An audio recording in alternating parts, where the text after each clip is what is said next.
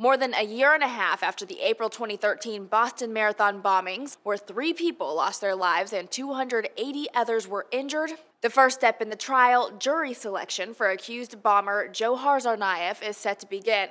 But with a pool of about 1,200 people, selection isn't expected to be a quick process. They're being called in panels.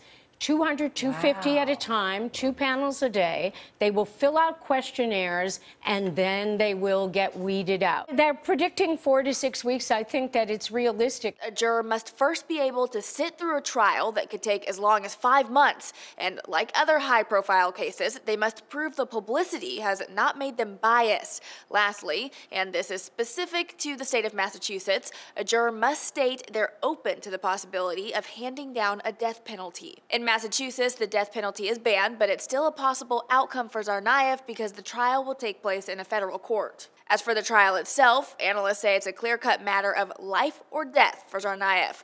Former federal prosecutor Doug Burns says there's a strong case against the 21-year-old. They cite things like multiple killings, use of explosive devices, use of weapon of mass destruction. Those are very, very strong. I mean, I think this is a very strong death penalty case, I have to be honest with you. It's going to be an uphill battle. Tsarnaev's defense team lost an appeals court decision Saturday to move the trial after claiming too many people in Massachusetts had already been exposed to news of the case. In the Boston Globe reports, the defense also asked for the trial to be delayed to give more preparation time, but that too was denied. An overarching consensus as to what we might see from the defense is a transfer of blame away from Dzhokhar and onto his late brother, Tamerlan. Another factor working in Tsarnaev's favor, his lawyer, Judy Clark.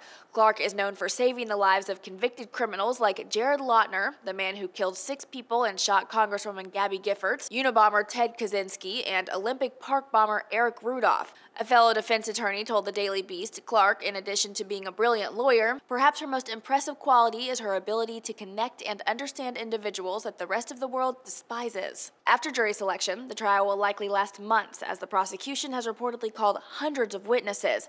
Tsarnaev has pleaded not guilty to all 30 federal charges against him.